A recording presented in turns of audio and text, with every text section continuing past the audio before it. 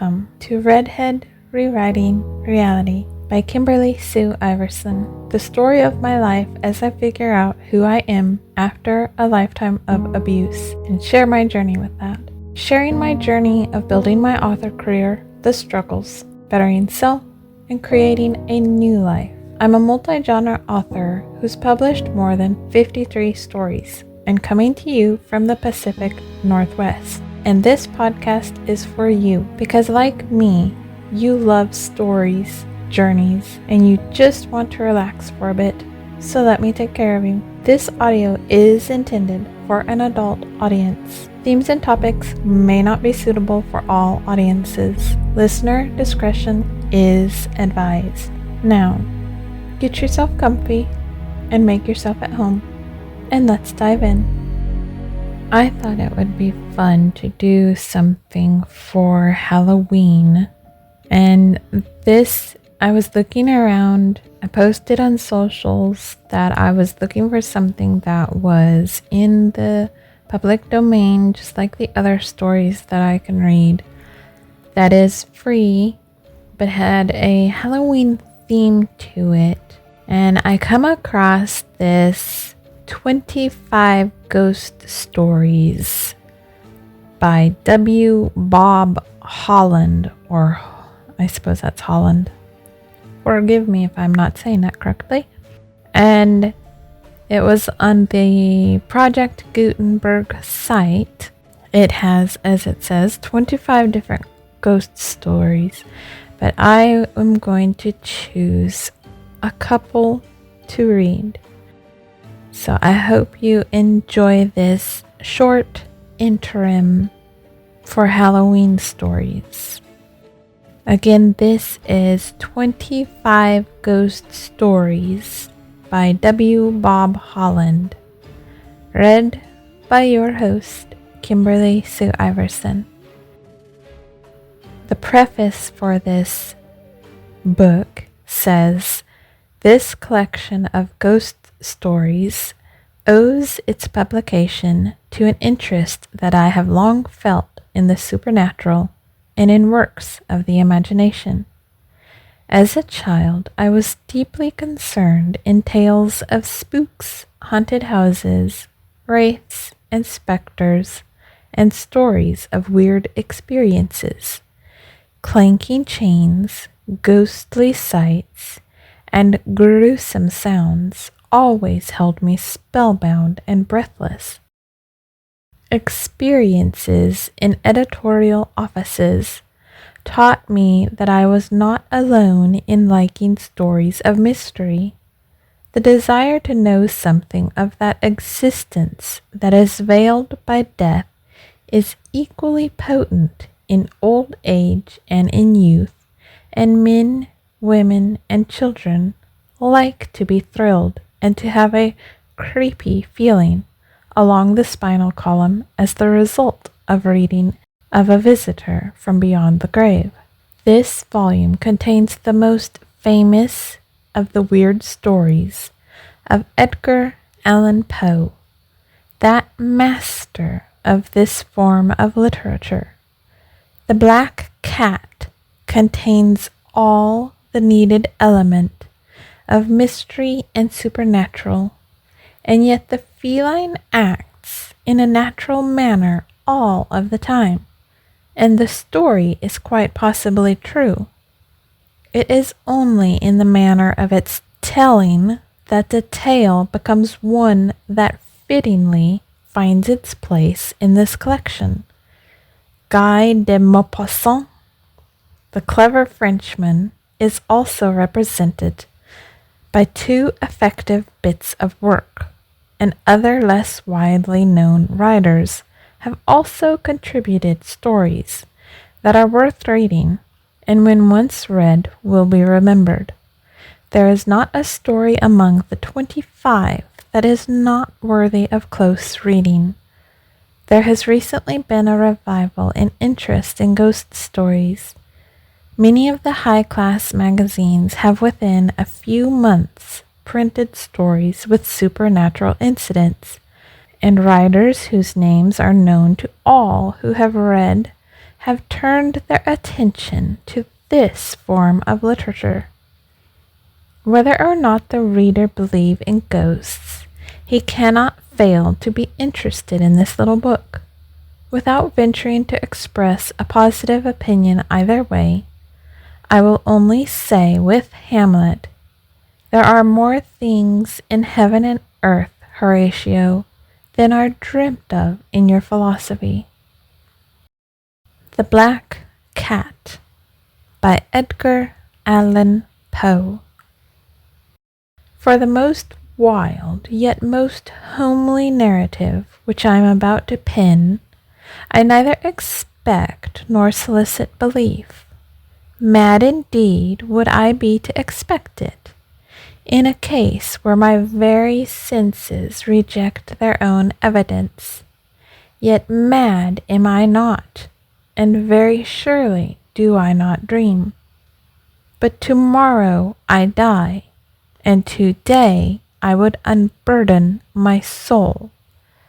My immediate purpose is to place before the world, plainly, succinctly, and without comment, a series of mere household events. In their consequences, these events have terrified, have tortured, have destroyed me, yet I will not attempt to expound them. To me they have presented little but horror. To many they will seem less terrible than Borroke's. Hereafter, perhaps, some intellect may be found which will reduce my phantasm to the commonplace, some intellect more calm, more logical, and far less excitable than my own, which will perceive in the circumstances I detail with awe nothing more than an ordinary succession of very natural causes and effects. From my infancy I was noted for the docility and humanity of my disposition. My tenderness of heart was even so conspicuous as to make me the jest of my companions. I was especially fond of animals, and was indulged by my parents with a great variety of pets. With these I spent most of my time, and never was so happy as when feeding and caressing them. This peculiarity of character grew with my growth, and in my manhood I derived from it one of my principal sources of pleasure. To those who have cherished an affection for a faithful and sagacious dog, I need hardly be at the trouble of explaining the nature or the intensity of the gratification thus derivable. There is something in the unselfish and self-sacrificing love of a brute, which goes directly to the heart of him who has had frequent occasion to test the paltry friendship and gossamer fidelity of mere man. I married early, and was happy to find in my wife a disposition not uncongenial with my own. Observing my partiality for domestic pets, she lost no opportunity of procuring those of the most agreeable kind. We had birds, goldfish, a fine dog, rabbits, a small monkey, and a cat. This latter was a remarkably large and beautiful animal, entirely black, and sagacious to an astonishing degree. In speaking of his intelligence, my wife, who at heart was not a little tinctured with superstition, made frequent allusion to the ancient popular notion, which regarded all black cats as witches in disguise. Not that she was ever serious upon this point, and I mention the matter at all for no better reason than that it happens just now to be remembered. Pluto, this was the cat's name, was my favorite pet and playmate. I alone fed him, and he attended me wherever I went about the house. It was even with difficulty that I could prevent him from following me through the streets. Our friendship lasted in this manner for several years, during which my general temperament and character, through the instrumentality of the fiend intemperance, had, I blush to confess it, experienced a radical alteration for the worse. I grew day by day more moody, more irritable, more regardless of the feelings of others. I suffered myself to use intemperate language to my wife. At length I even offered her personal violence. My pets, of course, were made to feel the change in my disposition. I not only neglected them, but ill-used them. For Pluto, however, I still retained sufficient regard to restrain me from maltreating him, as I made no scruple of maltreating the rabbits, the monkey, or even the dog, when by accident or through affection they came in my way. But my disease grew upon me. For what disease is like alcohol?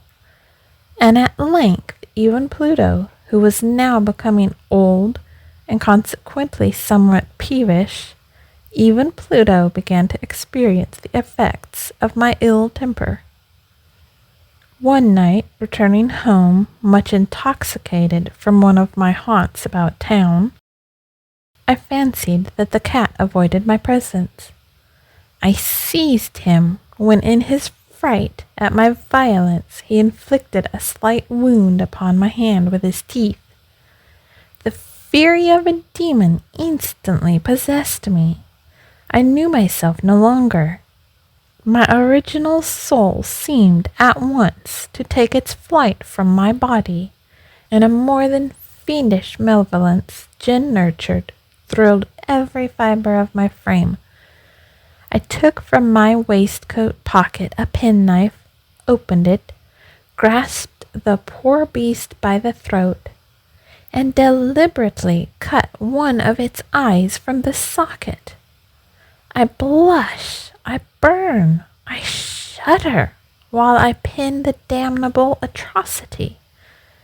When reason returned with the morning, when I had slept off the fumes of the night's debauch, I experienced a sentiment half of horror, half of remorse, for the crime of which I had been guilty, but it was, at best, a feeble and equivocal feeling, and the soul remained untouched. I again plunged into excess, and soon drowned in wine all memory of the deed. In the meantime the cat slowly recovered. The socket of the lost eye presented, it is true, a frightful appearance, but he no longer appeared to suffer any pain. He went about the house as usual, but, as might be expected, fled in extreme terror at my approach. I had so much of my old heart left as to be at first grieved by this evident dislike on the part of a creature which had once so loved me. But this feeling soon gave place to irritation, and then came, as if to my final and irrevocable overthrow, the spirit of perverseness. Of this spirit philosophy takes no account, yet I am not more sure that my soul lives than I am that perverseness is one of the primitive impulses of the human heart, one of the indivisible primary faculties or sentiments which give direction to the character of man. Who has not, hundreds of times, found himself committing a vile or silly action for no other reason than because he knows he should not? Have we not a perpetual inclination in the teeth of our best judgment to violate that which is law, merely because we understand it to be such? This spirit of perverseness, I say, came to my final overthrow. It was this unfathomable longing of the soul to vex itself, to offer violence to its own nature, to do wrong for the wrong's sake only, that urged me to continue and finally to consummate the injury I had inflicted upon the unoffending brute. One morning, in cold blood, I slipped a noose about its neck and hung it to the limb of a tree, hung it with the tears streaming from my eyes and the bitterest remorse at my heart, hung it because I knew that it had loved me, and because I felt it had given me no offense, hung it because I knew that in doing so I was committing a sin, a deadly sin that would so jeopardize my immortal soul as to place it, if such a thing were possible, even beyond the reach of the infinite mercy of the most merciful and most terrible God. On the night of the day on which this cruel deed was done, I was aroused from sleep by the cry of fire. The curtains of my bed were in flames. The whole house was blazing.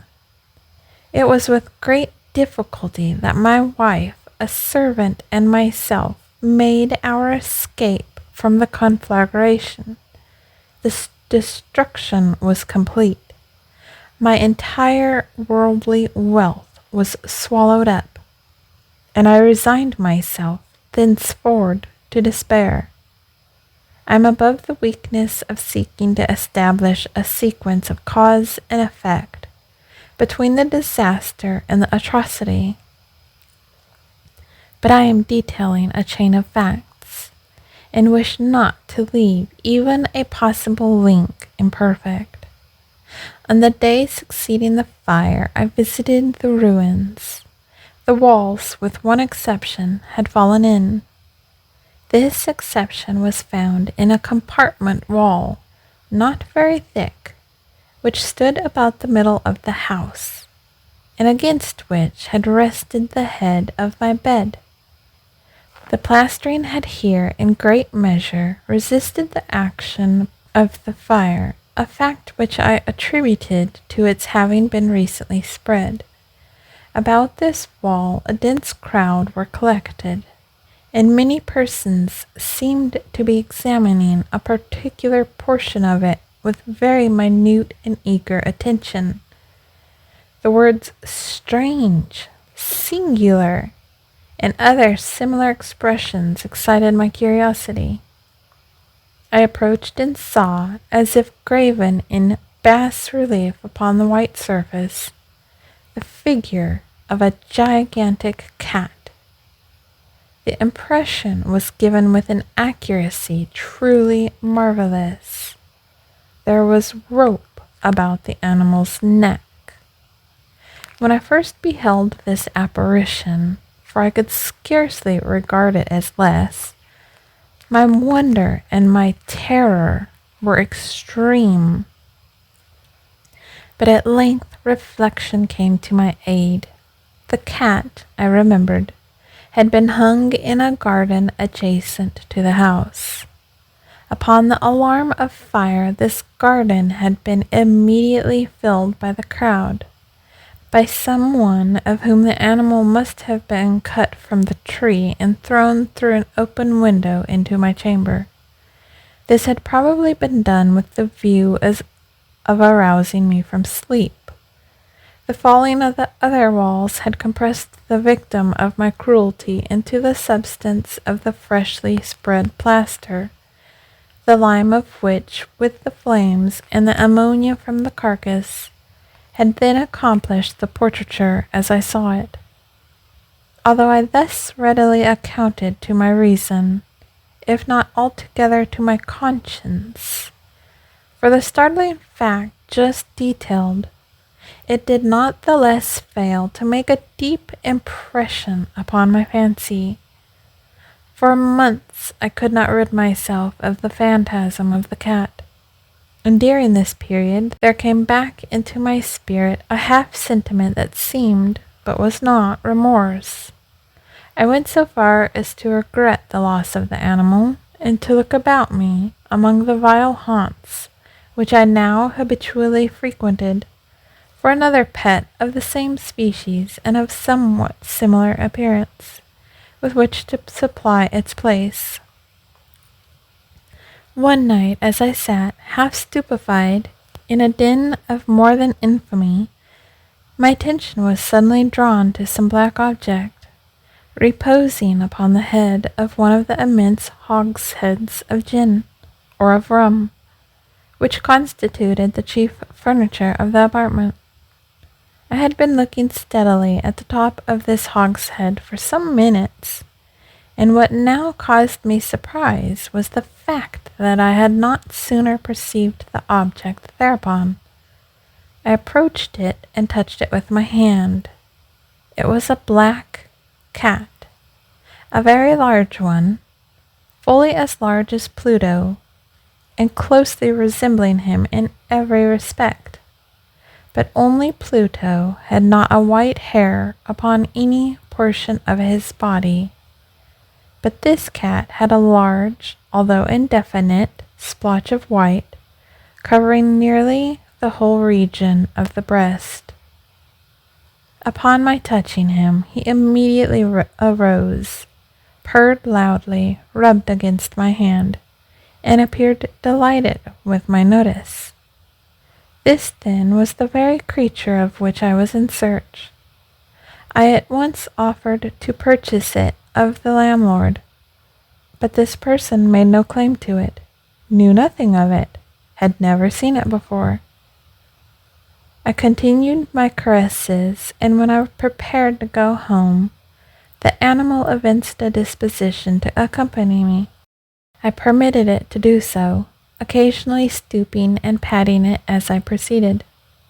When it reached the house, it domesticated itself at once, and became immediately a great favorite with my wife. For my own part, I soon found a dislike to it arising within me. This was just the reverse of what I had anticipated, but I know not how or why it was. Its evident fondness for myself rather disgusted and annoyed me. By slow degrees, these feelings of disgust and annoyance rose into the bitterness of hatred. I avoided the creature, a certain sense of shame and the remembrance of my former deed of cruelty preventing me from physically abusing it. I did not, for some weeks, strike or otherwise violently ill use it, but gradually, very gradually, I came to look upon it with unutterable loathing, and to flee silently from its odious presence, as from the breath of a pestilence. What added, no doubt, to my hatred of the beast was the discovery, on the morning after I brought it home, that, like Pluto, it also had been deprived of one of its eyes. This circumstance, however, only endeared it to my wife, who, as I have already said, possessed in a high degree that humanity of feeling which had once been my distinguishing trait, and the source of many of my simplest and purest pleasures. With my aversion to this cat, however, its partiality for myself seemed to increase. It followed my footsteps with pertinacity which it would be difficult to make the reader comprehend. Whenever I sat, it would crouch beneath my chair or spring upon my knees, covering me with its loathsome caresses. If I arose to walk, it would get between my feet and thus nearly throw me down, or, fastening its long and sharp claws in my dress, clamber in this manner to my breast. At such times, although I longed to destroy it with a blow, I was yet withheld from doing so, partly by a memory of my former crime, but chiefly, let me confess it at once, by absolute dread of the beast. This dread was not exactly a dread of physical evil, and yet I should be at a loss how otherwise to define it. I am almost ashamed to own, yes, even in this felon's cell I am almost ashamed to own, that the terror and horror with which the animal inspired me had been heightened by one of the merest chimeras it would be possible to conceive. My wife had called my attention more than once to the character of the mark of white hair, of which I have spoken, and which constituted the sole visible difference between the strange beast and the one I had destroyed. The reader will remember that this mark, although large, had been originally very indefinite, but by slow degrees nearly imperceptible, and which for a long time my reason struggled to reject as fanciful, it had at length assumed a rigorous distinctness of outline. It was now the representation of an object that I shudder to name, and for this above all I loathed and dreaded, and would have rid myself of the monster had I dared. It was now, I say, the image of a ghastly thing, of the gallows. O mournful and terrible engine of horror and of crime, of agony and of death! And now was I indeed wretched beyond the wretchedness of mere humanity, and a brute beast whose fellow I had contemptuously destroyed, a brute beast to work out for me a man fashioned into the image of the high God. So much of insufferable woe! Alas! Neither by day nor night knew I the blessing of rest any more. During the former the creature left me no moment alone, and in the latter I started hourly from dreams of unutterable fear, to find the hot breath of the thing upon my face, and its vast weight an incarnate nightmare that I had no power to shake off, incumbent eternally upon my heart. Beneath the pressure of torments such as these, the feeble remnants of the good within me succumbed. Evil thoughts became my sole intimates, the darkest and most evil of thoughts. The moodiness of my usual temper increased to hatred of all things and of all mankind, while from the sudden, frequent, and ungovernable outbursts of a fury to which I now blindly abandoned myself, my uncomplaining wife, alas, was the most usual and the most patient of sufferers. One day she accompanied me upon some household errand into the cellar of the old building, which our poverty compelled us to inhabit. The cat followed me down the steep stairs, and nearly throwing me headlong, exasperated me to madness. Uplifting an axe, and forgetting in my wrath the childish dread which had hitherto stayed my hand, I aimed a blow at the animal, which of course would have proved instantly fatal had it descended as I wished. But this blow was arrested by the hand of my wife. Goaded by the interference into a rage more than demoniacal, I withdrew my arm from her grasp and buried the axe in her brain. She fell dead upon the spot, without a groan. This hideous murder accomplished, I set myself forthwith and with entire deliberation to the task of concealing the body.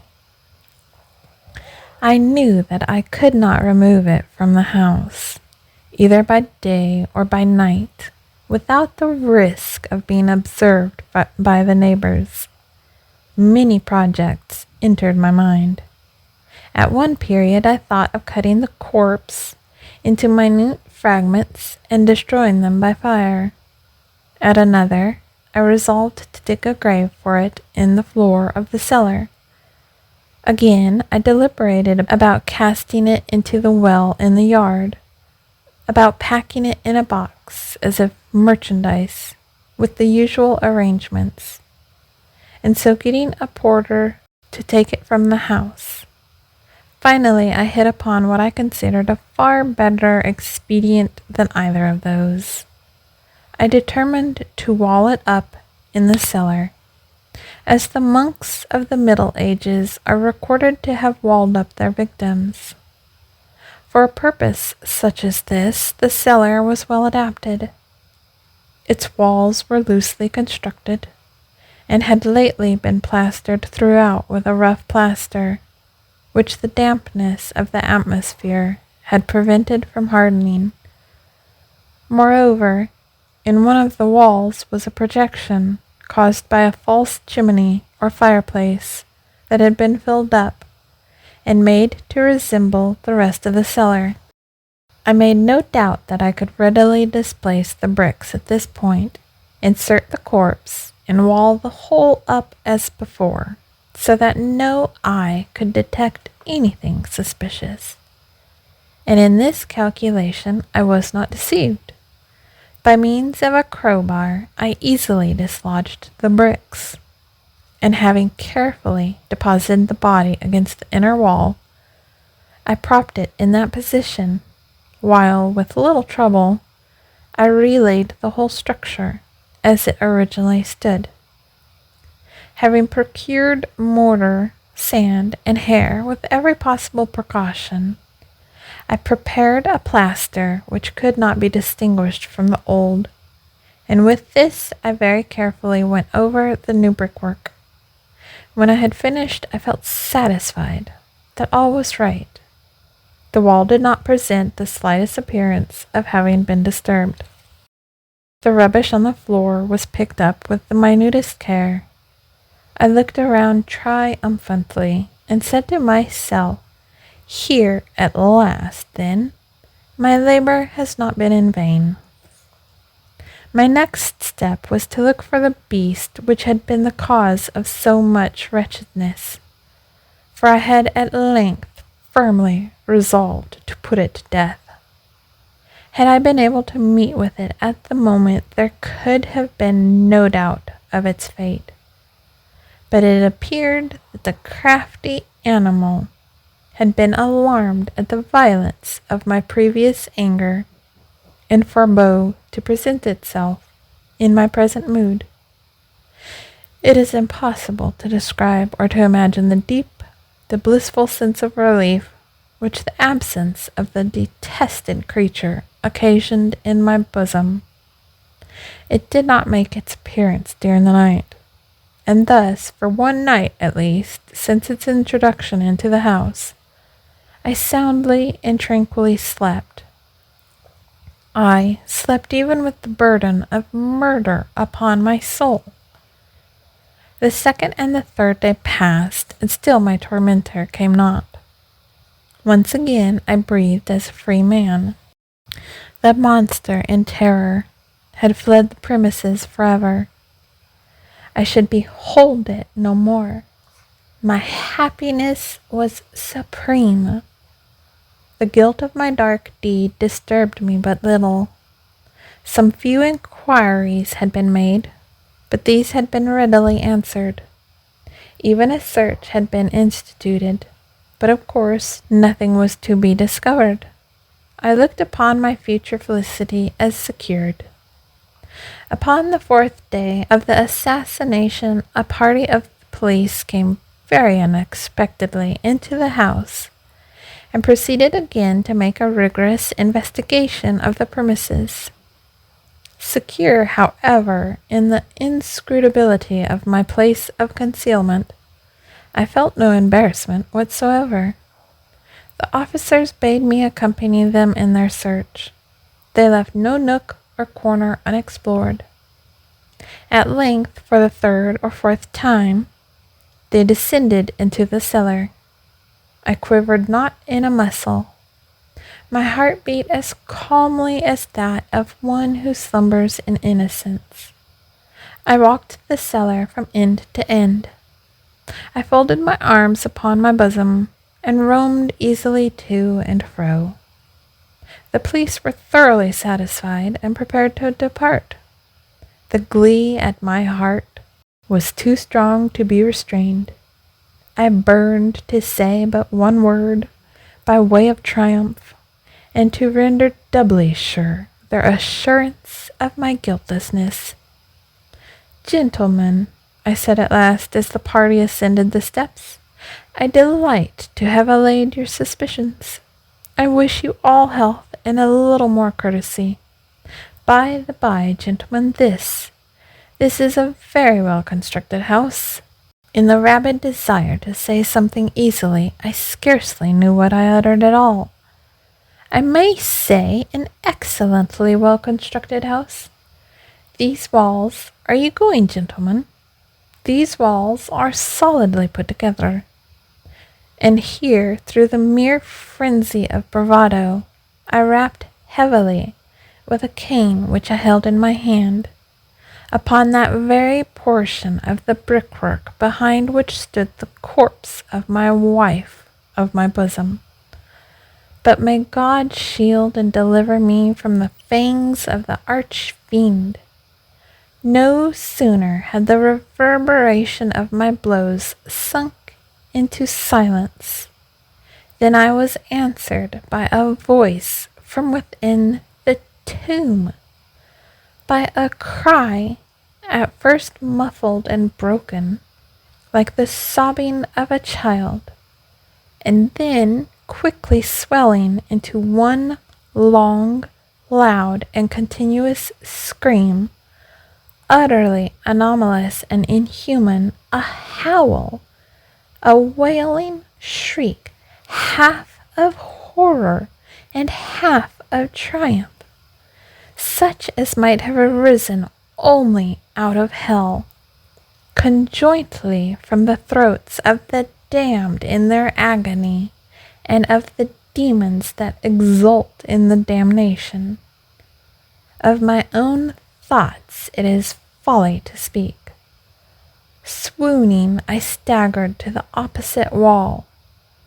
For an instant the party upon the stairs remained motionless, through extremity of terror and of awe. In the next, a dozen stout arms were toiling at the wall. It fell bodily. The corpse, already getting decayed and clotted with gore, stood erect before the eyes of the spectators. Upon its head, with red extended mouth and solitary eye of fire, sat the hideous beast whose craft had seduced me into murder, and whose informing voice had consigned me to the hangman. I had walled the monster up within the tomb. Mrs. Davenport's Ghost by Frederick P. Schrader. Dear readers, do you agree with Hamlet? Do you believe that there is more between heaven and earth than we dream of in our philosophy? Does it seem possible to you that Eliphas Levi conjured up the shade of Apollonius of Tyana, the prophet of the Magi, in a London hotel and that the great sage William Crookes drank his tea at breakfast several days a week for months in succession, in the society of the materialized spirit of a young lady attired in white linen, with a feather turban on her head? Do not laugh. Panic would seize you in the presence even of a turbaned spirit, and the grotesque spectacle would but intensify your terror. As for me, I did not laugh last night on reading an account in a New York newspaper of a criminal trial that will probably terminate in the death penalty of the accused. It is a sad case. I shudder as I transcribe the records of the trial from the testimony of the hotel waiter, who heard the conversation of the two confederates through a keyhole, and of 40 thoroughly credible witnesses who testified to the same facts.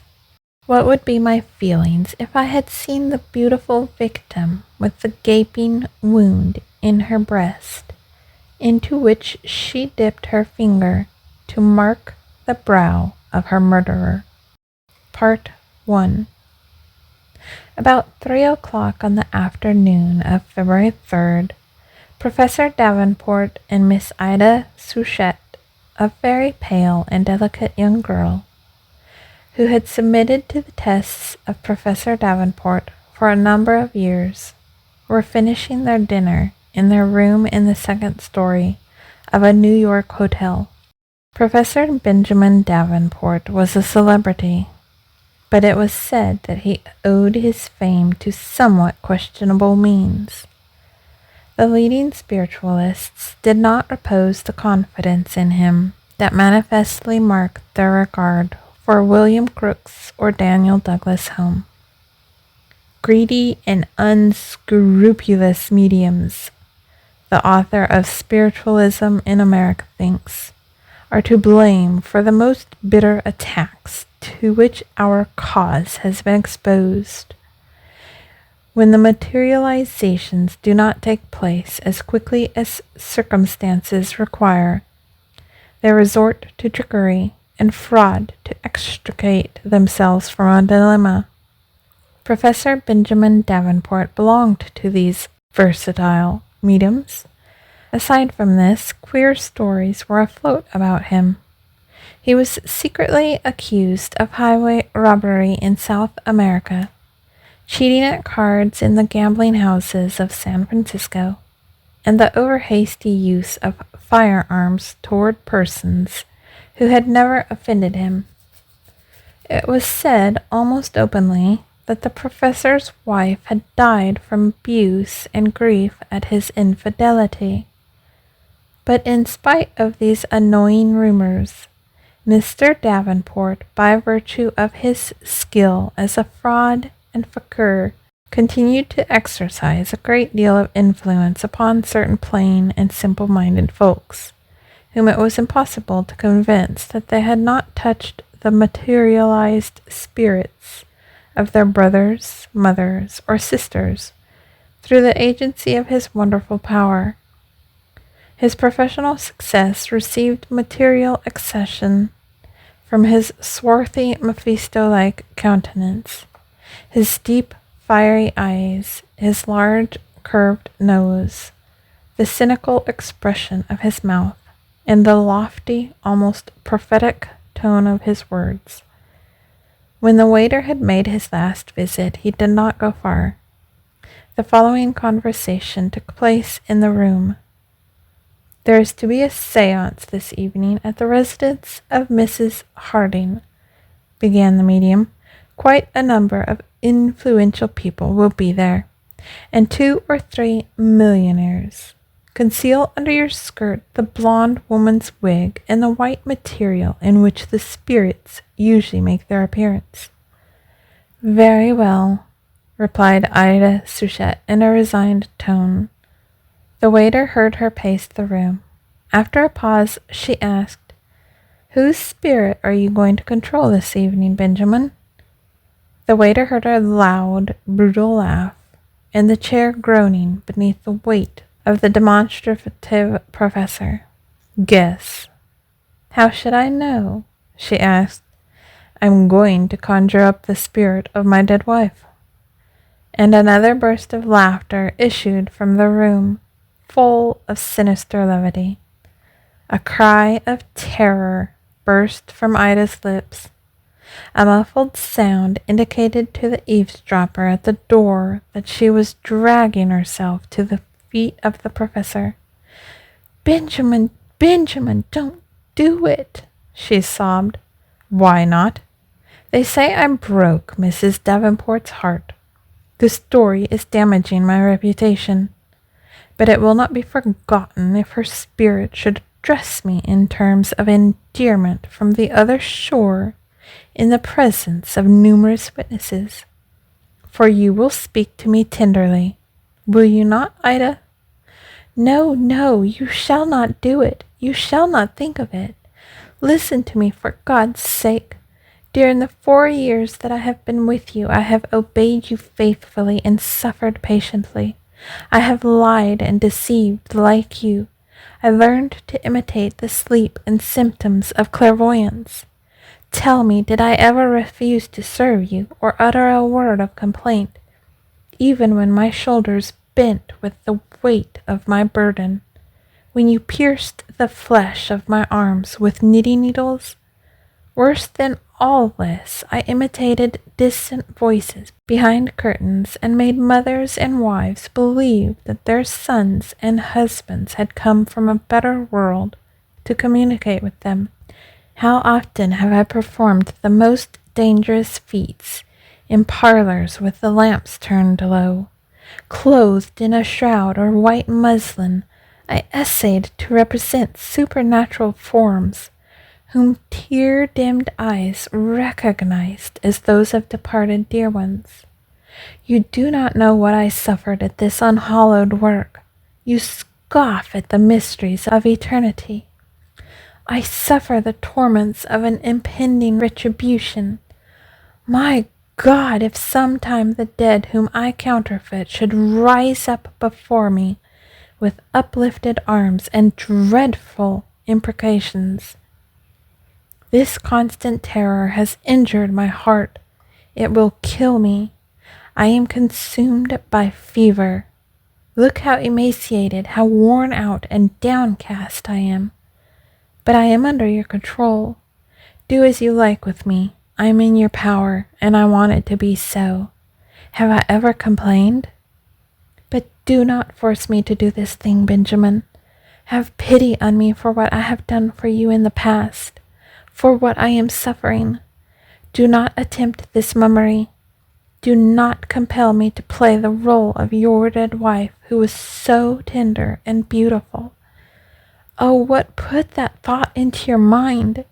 Spare me, Benjamin, I implore you. The professor did not laugh again.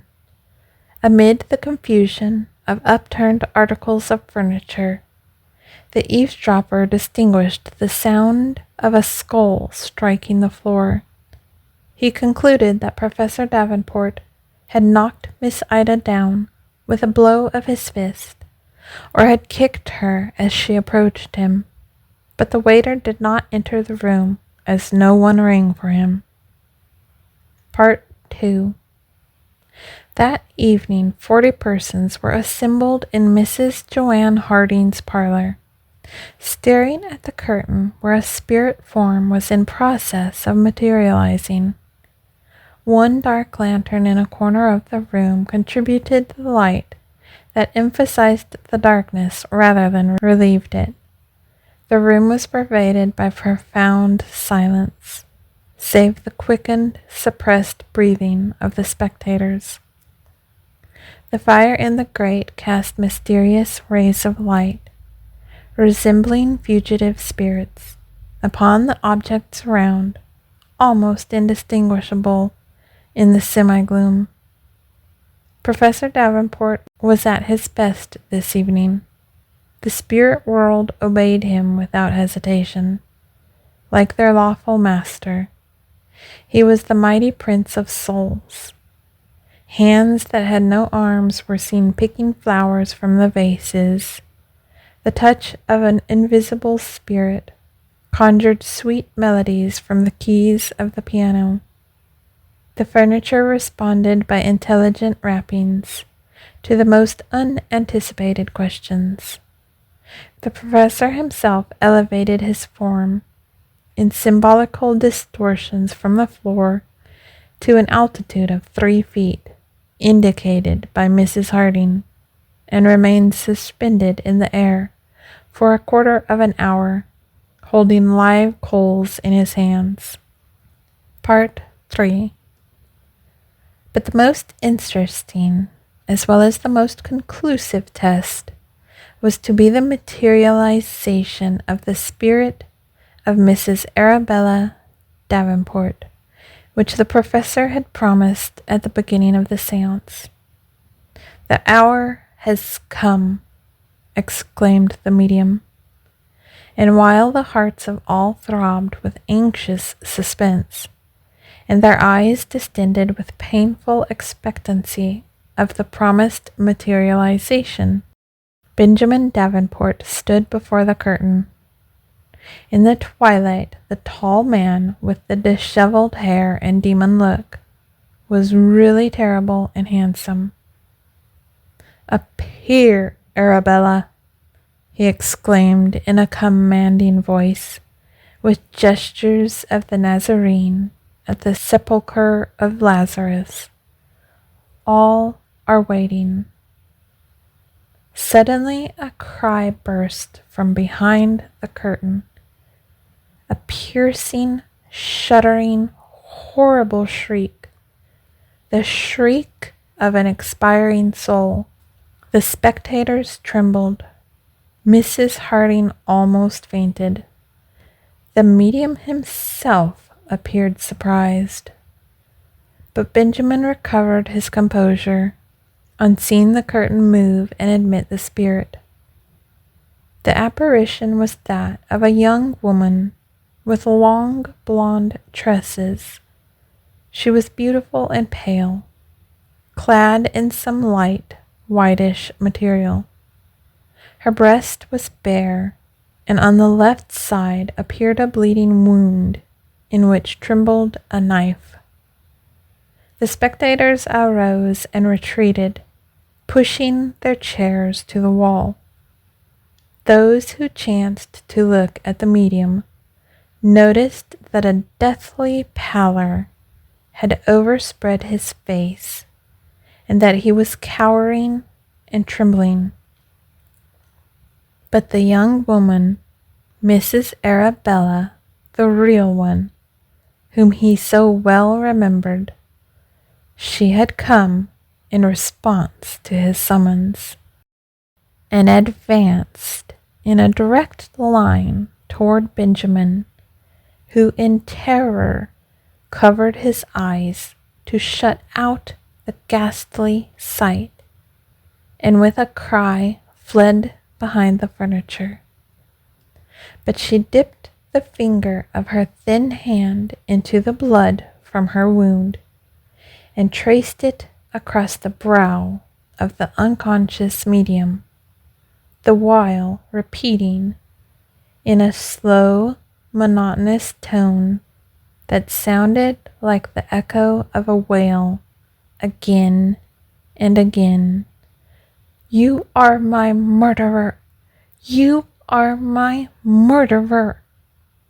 And while he was rolling and tossing in deadly terror on the floor, they turned up the lights. The spirit had vanished. But in the communicating room behind the curtain, they found the body of poor Miss Ida Souchet, with horribly distorted features. A physician who was present pronounced it heartstroke. And that is the reason that Professor Benjamin Davenport appeared alone in a New York courtroom to answer to the charge of having murdered his wife 4 years ago in San Francisco. More to come. Would you like to make a difference? A gift of 5, 10, 15, or more would make a huge impact on my ability to keep this podcast going for you and upgrade my equipment. With your gift, we can grow this together because I want to make this the best I can for you. And frankly, you would help so much with far more than that. You'd be helping me change my life. Give today at ko-fi.com/Kimberly Sue Iverson. That's ko-fi.com/Kimberly Sue Iverson. Your presence here matters so much to me, so thank you for being here. I am beyond grateful you chose to spend this time with me. What are your thoughts? Share with me and start a conversation. Just don't be rude about it. Remember, kings and queens, everyone is fighting battles inside nobody can see. Who are you willing to see today? And who are you willing to let see you today? I hope someone can bring a smile to you today, or you can bring a smile to someone else. If you would like the chance for your story to be read, whether it's something you wrote, a story passed down in your family, or have a suggestion on a story to read, get in touch. Stories to read at KimberlySueIverson.com. That's stories to read at KimberlySueIverson.com. If you'd like to follow my socials, I would love to have you. Don't ever hesitate to comment and say hi either. Find me under at Kimberly Sue Iverson for most sites: Instagram, Threads, Facebook, Blue Sky, and TikTok. There's also a Facebook page for Redhead Rewriting Reality. X is the only site I use Kimber Bites on. I also have a newsletter for my work. That's bit.ly/letters from Kimberly. bit.ly/letters from Kimberly.